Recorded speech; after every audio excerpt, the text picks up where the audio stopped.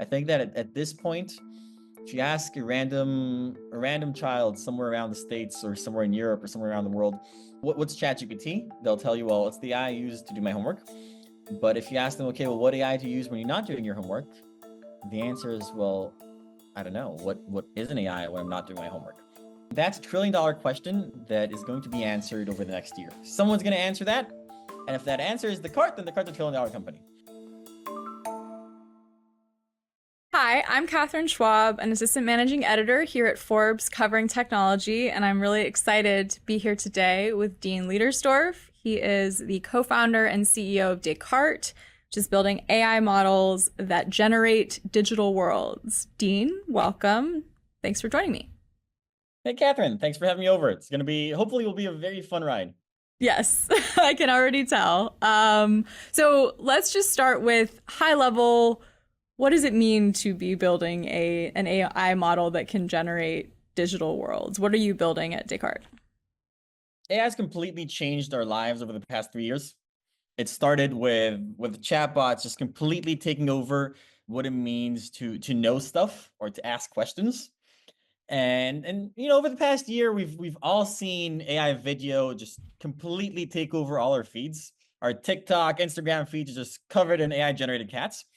Now, what we're really trying to build is what's a completely new experience that allows people to be creative using AI video and AI audio that just lets us feel something different than continuously scrolling on the platforms that we know. Just like chatbots completely changed what it means to find information online or to create information, and they didn't just make better search, they made a completely new experience. What is that new thing that will make us feel different when we're not doing our homework, when we're not doing our work and all the commitments we have, but just something that lets us be creative and have fun and is not endless doom scrolling? Okay, so that's very high level and conceptual. So what, in practical, concrete terms, what are you building right now? So I'll give you an example. We just launched Mirage a few weeks ago. What Mirage lets you do is you can open, as you can, check out for yourself on Mirage Decart AI, you can just take any video stream, whether it's your camera, whether it's a screen share, and just pass it to any different worlds. So I can have this Zoom call. Instead of it being a Zoom call, we can have it where I'm in Frozen and you're in Star Wars, and I can completely see what's in my imagination, just show it directly to you. So one of the first model that we released in this series was a demo a long time ago, roughly back in November, which allowed us to simulate just an entire virtual world. And you could kind of play a game that was completely generated by AI. Now, what we released a few weeks ago really just lets you take your real life environment and just cast it into any dimension that you can imagine. It's super, super early. We have a bunch of launches coming up in the next few weeks building on top of this model that really just let you take what you see in front of your eyes and just change it with your imagination. Okay, so can you give me an example of how your users have been playing around with this and how they're using it? So something we've been seeing that's really mind-blowing. Lots of people like to take Mirage and just apply it on the real world.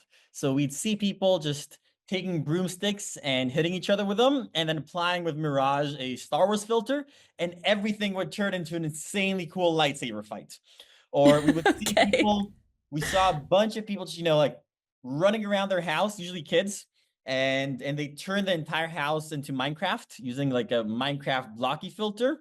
And they would just run around the house, start punching like their furniture and seeing if it would break.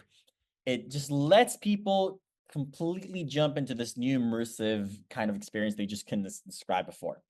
So just does that mean like if you're on Zoom with someone, you can kind of apply this filter onto your live video, right? That's what we're talking about, or like on FaceTime or something like that? Exactly. So what we're allowing for, as you were saying as an example, with Mirage, with the previous version of Mirage, you can take, for example, a live video stream, whether it's Zoom, whether it's a FaceTime call, and just apply any filter you can imagine. Now, this is enabled by a new kind of tech that we released just a few weeks ago that lets you basically do real-time video models. So if you imagine all the AI video that you see on the internet, it usually takes a lot of time to generate those videos. With our tech, you can actually generate this in real time. So you can just say, hey, I want this to change into Frozen, or I want this to change into Spider-Man, and it just happens instantly. What we're also going to be launching very soon with this is also just completely generating videos from scratch. So you can describe anything that your imagination will just appear here. I could, for example, in this interview say, hey, see my hand, it's empty now, give me a sword. And then it's just sword would pop up here. And I could say, okay, and we should, can you add a monkey that sits right here? Like, no, a bit lower. Okay, perfect. And now like monkey high five me. And then like the little monkey here would high five me. So it's a key technological breakthrough that lets you just interact with AI generated video as it's generating and not say, hey, here's a text prompt and wait a few minutes for the AI to spit out a video. Okay, got it. So, it reminds me a lot of when Snapchat released filters. Like, this is a long time ago at this point, and it was like a huge thing, and people loved playing with them, like turning themselves into cats or adding ears or whatever, you name it. So it sounds like the kind of real time equivalent of that in some ways. Am I getting this right?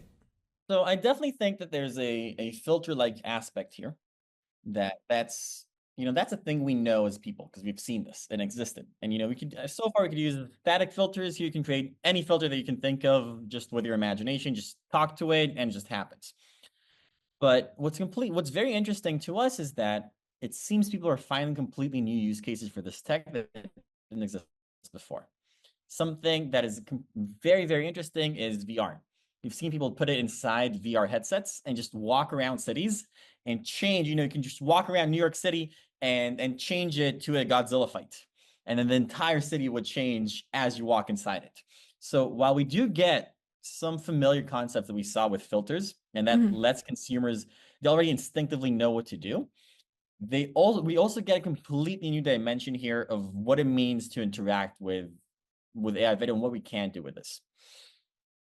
Okay, so help me, given that this is kind of a totally new way of using AI, most of us use some form of chatbot at this point. How do you see people using this as part of their daily life? Or what are some more of those kind of use cases? It seems like mostly in like entertainment and gaming. Is that right? What we can do with this, ChatGPT was the first interface that people and computers had that was real-time text. We could say what we think, and we'd have a computer speak back to us in text. For the first time, we can actually interact with a computer real-time in video. So whether it's a chatbot you can actually see, so ChatGPT, you can text it, you can talk to it over a phone, you can't actually see it. So it's whether seeing a chatbot and actually and visually interacting with it, having a FaceTime call with ChatGPT, for example, and all the way to letting you jump into creative worlds that you imagine. So whether it's taking your living room and changing it into Antarctica, or letting you imagine a completely new game and just play it on the spot. What we're looking at here is that if you look at the internet pre-ChatGPT, at the old internet, it used to be basically four things. It was knowledge and everything that was related to search and maps and docs and all that. It was creativity, Instagram, TikTok, YouTube, gaming, Netflix, and all those sorts. And then we had communication and then shopping. That's basically the internet. The first category was completely taken over by chatbots. Chatbots has completely decimated how we get information, how we use information, how we share information that we create. Nothing really has happened to the second category. Creativity has stayed exactly the same over the past 3 years. We just got cat videos added to our TikTok feeds. By having the ability to just generate any video on the fly, we can simulate all these experiences that we had and potentially bring even new ones to users. So sure, there's the obvious use case of just infinitely generate your TikTok stream. I can just continuously show you a stream that just changes based on how you like it. If you're smiling or if you're crying, we'll know if you like the video and just continuously generate the next frames. But it's very interesting to see what people will create with this new kind of technology. Okay, great. So you mentioned that there were some technological breakthroughs here to enable this. How is training this kind of model different from GPT-5 or a text-based model? Like, walk me through kind of the training process and what, from the tech perspective, what breakthrough was required to get here. There are generally two big categories of AI models. One is all the text-based models, and those are basically just trained on getting all the text on the internet, just dumping it on a bunch of GPUs and getting an LLM that knows how to create very, very good text out of that. That's where, we see GPT-5, Claude, XAI's models, Grok, and so forth. The other kind of models that we're seeing are what's called diffusion-based models, and they're usually used for generating video or audio. So you take a bunch of videos or you take a bunch of audio files, and using them, you synthesize, you create a model that knows how to synthesize new content based on a prompt. So I could tell it, for example, create a video of mammoths in Antarctica, and you'd wait a bit, and then you'd get a video like that. What used to be before Mirage was the first real-time video model in the world. What that basically means is, instead of having to tell an AI, hey, here's a prompt and generate a video based on that, and then I'd have to wait usually 10, 20, maybe even a minute, seconds, or maybe even a minute till I get the response back. With Mirage, you can just tell it something, and roughly 40, 50 milliseconds later, it starts creating it. That actually lets you be able to continuously interact with AI to really shape the generation to be what you want. In order to get there, the main two breakthroughs we had to achieve were, one, completely reducing the latency, so it doesn't take tens of seconds to generate the video, but roughly 0.04 seconds to generate it. And two, also, instead of just generating short clips, so AI models so far could generate, say, 10 seconds, 20 seconds, maybe 30 seconds, Mirage can generate an infinite clip. So I can just an hour-long clip. I can generate 10-hour-long clips. And those were the two key breakthroughs that we had to do in order to be able to get this. Okay, interesting. So I'm curious what drew you to wanting to build models when you're competing against all of the big tech companies. Of course, they're all moving into different types of models, video, audio, all, like, you name it. I think GPT-5 can now generate apps. What is your thinking around this really significant competition that could wipe you out as a small startup? Oh, I love this question. When we started Decart, it was roughly 2 years ago. And, we're ideating for a long time. It took us like 3-4 months till we found what we wanted to do. And we looked at everything. We looked at everything from cybersecurity to starting a solar panel company, AI for healthcare. We just really went through all the different ideas. And just nothing stuck. Nothing was interesting enough. It took us, my co-founder Moshe, he was fed up with me at a certain point. He's like, dude, everything we're thinking of, you're excited about it for 2 days, and just the weekend, you're like, okay, this is not fun anymore. What do we do? What do you actually want to do? And so it took us a few months to admit it, but we finally realized, once in your life, you got to take, 5 years, maybe 10 years, and try to build a Kilocorn. You know what a Kilocorn is, right? You have a unicorn that's $1 billion company. Then you have a Decacorn, a Centicorn, a Kilocorn. Okay, $1 trillion company.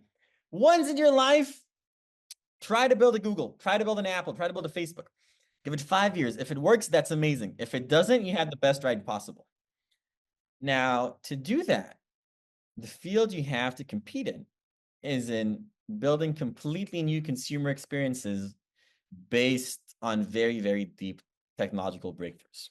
It's incredibly hard, as you were saying. There's so many great competitors out there, and this field is just so hot and challenging right now.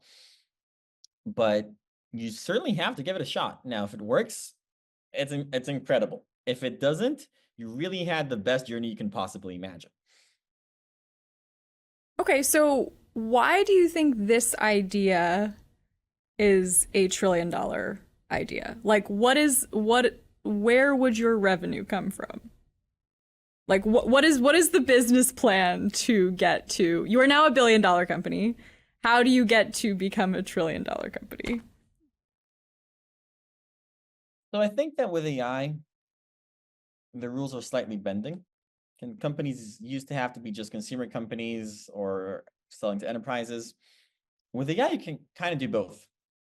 It's like when, ChatGPT, they're both selling it through ChatGPT itself, but also through the API. We're seeing something similar with what we're building. So we're building our real-time video models, and we're providing them both to enterprise customers who are paying a lot of money for access to the tech that we have. And frankly, we've barely burnt any of the money that we raised. I think, but at this point, we've raised over 150 million, and we've burnt less than $10 million of investor funds. Simply because we're generating a lot of revenue from licensing our tech. So that's one stream. And when we launched Mirage, we had inbound from everyone. Even hotels came up to us. Hotel chains around the world were like, "Hey, can we stick up Mirage on like our lobbies so that when people walk by this, they see themselves in a completely imaginary world?" All the way to hospitals that were like, "Hey, can we when we do like surgeries on kids and we have to distract them, can we show this live stream to them because it's so captivating and just draws their attention." So that's on the one hand. At the same time, what we're targeting is how do we just create a completely new experience that makes every person on the planet just feel better and feel something fun when they're out to be creative, when they're out to have their leisure time. I think that at this point, if you ask a random child somewhere around the States or somewhere in Europe or somewhere around the world, what AI do they use? What's ChatGPT? They'll tell you, well, it's the AI I use to do my homework. But if you ask them, okay, well, what AI do you use when you're not doing your homework? The answer is, well, I don't know. What is an AI when I'm not doing my homework? And that's a question, that's a $1 trillion question that is going to be answered over the next year. Someone's going to answer that. And if that answer is Decart, then Decart's a $1 trillion company. It was a little bittersweet for us because we had just put you on our next $1 billion startups list. We closed the magazine, it went to press. And then before we had the chance to publish it online, you had already raised it over $1 billion valuation, which makes us both look smart and also like we just missed it. So congrats on your funding round. If you're not burning any of that investor money, how are you planning to use this new funding round to kind of get to the next stage of the business? First of all, super fun to have the previous interview that we had roughly a month or two ago. But before all this happened, it seems like you guys are fortune tellers. So maybe on your next $10 billion company list, we should also interview for that as well. But frankly speaking, we have many new models coming out soon. We spent the past 7 months in very deep research to bring Mirage and to make it work. And so far, it's the only model in the world that can generate video in real time that's actually available to people. Also, the other big tech don't have this yet. We're at least several months ahead of them, except for Google. Google seems to have this as well. But we have lots of new releases for the model that are upcoming, which will enable drastic new capabilities that we've seen internally over the past few weeks, and we're just mind blown, and we can't wait to share them with the world. And at the same time, we're going to have many new products released on top of this. So we're releasing a VR product, we're releasing a FaceTime-like product, we're releasing a Snap-like product. We're releasing products that kind of resemble stuff that we just have with a completely new AI twist on top of them. And we're going to iterate a lot until we see what people actually like doing with this. What we can do, what we're actually going to do with the money is when we have these launches, if they do take off, and they can take off instantly, we'll need to be able to serve many millions of people at the same time. Obviously, GPUs are very expensive, and which is where all this fits in. So you're planning to launch consumer apps, like you just mentioned, a FaceTime-like app. So we're talking about an app that lets you call your friends and family, where you can have this kind of like AR live video experience in that app. That's coming? 100%. So we have that coming. We have a few more cool stuff coming that we'll be sharing in the next few weeks. And at the same time, we're providing our tech to enterprises. There's lots of expansion there in the gaming and the real estate and the entertainment sectors. And so Decart is kind of operating like three companies. You have one deep tech lab that just produces new foundational generational models every few months, and now it's going to be a few weeks. And at the same time, the second part of the company is releasing new consumer experiences with that.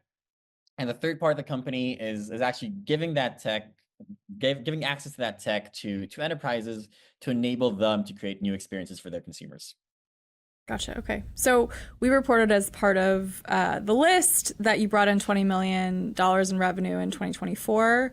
I'm curious if you can be more specific about your customers. You've mentioned gaming, real estate. How are Descartes models being used right now by your customers? So in the previous year, we licensed lots of our tech that enabled running models efficiently. So with our tech, we have basic infrastructure that allows us to run models, whether it's our models or other people's models, just faster or more cheaper. And during 2024, up until now, we've been providing access to lots of the tech to enable other customers to be able just to run their own models much more efficiently. Starting next week, we're also going to be providing public access to using the models that we have that we're creating ourselves via an API. And so that's going to create a completely new revenue stream for us in this upcoming year, which we're very excited by. So far, it's been providing other companies that have their own models with the tools to be able to just execute them much more efficiently on GPUs. And this is going to be complemented by an additional revenue stream that we're starting now, which is actually giving access to Decart models that we build in-house. So I do want to rewind a little bit. Will you tell me a bit about your background and kind of what brought you to starting this company a few years ago? Saying it, but I was born in Israel, Switzerland, then Palo Alto. When I got to Palo Alto, I was 15. That's when I realized everyone lied to me my entire life because they told me I was smart. And then I get to Palo Alto and I see a 14-year-old kid doing his undergrad at Stanford and a 17-year-old one in his third bootstrap startup. This is like actual real people. And I was like, what did I do my entire life? Okay, like I was sitting around playing RuneScape and Minecraft and getting hundreds on tests that didn't matter. And suddenly I get to this completely new world in Palo Alto where you realize you're in the smart people Olympics. You realize that so far you've been playing in your minor leagues in whatever city you grew up in, and you thought you were smart, and then you get there and suddenly you see you're not the only one. And for me, that was when I got to Palo Alto, first semester of sophomore year in high school. It was a complete disaster. I got a 14 on my first exam. Okay, like there was an exam the week I arrived in computer science, and I got a 14 out of 100. Now, my teacher was so kind that he wrote that I was sick on that day so that I won't appear on my report card. Second semester in sophomore year, I got my act together. I was like, okay, I need to start catching up. So I went to my guidance counselor and I told her, well, I just have to skip a grade. I'm going to do junior and senior year of high school at the same time. And so that happened. Then I went to college.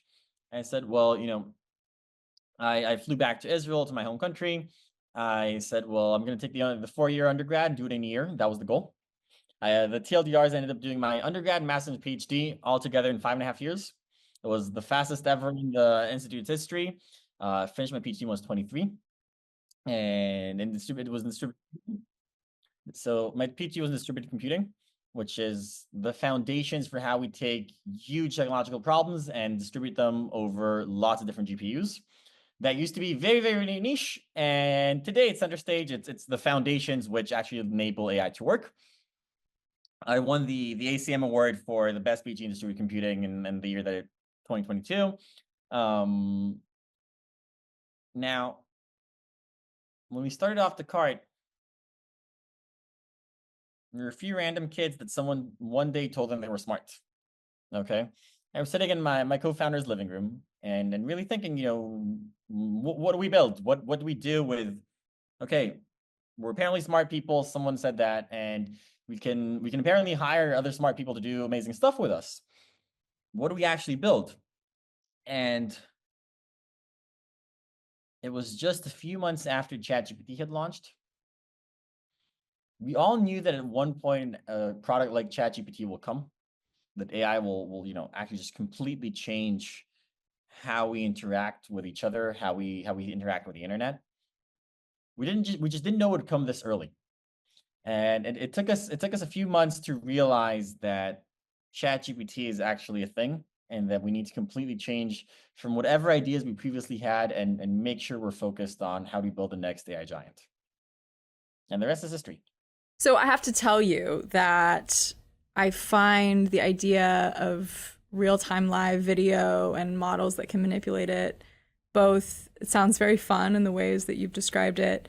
It also sounds like a little bit scary, if you could manipulate what people are saying or doing in a realistic way in real time. And I'm curious how you have thought about that problem as you've developed this model. Oh, I think that's a very important problem. And it starts with setting expectations. So if you're creating a platform where people expect all the content to be authentic, or to believe that it came from the real world, then it is definitely a huge problem if you have content that's generated there and you can't tell it apart. And most of the platforms have been trying to deal with it by labeling content as generated.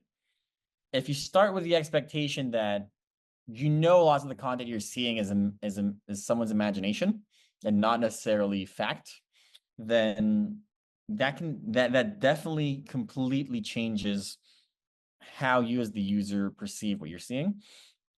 At the same time, this is a very, very tough problem that I think as an industry we have to address, and we have to understand how we adapt to a world where lots of the content that we're seeing is imaginatory and not real. It's it'll probably be a combination of how we as an industry tackle this, at the same time how consumers respond to the content that they're seeing. Okay, so can your models right now kind of manipulate what someone is saying in real time? Oh, we're not touching audio at all. And I Okay. think that audio manipulation is something that's very dangerous, needs to be dealt with care. Yeah. Okay. Um, so Moonshot, 10 years from now, what is your great hope for Descartes? Being on our phones used to be very fun. And we used to have, a lot of fun with entertainment on the visual in the virtual world.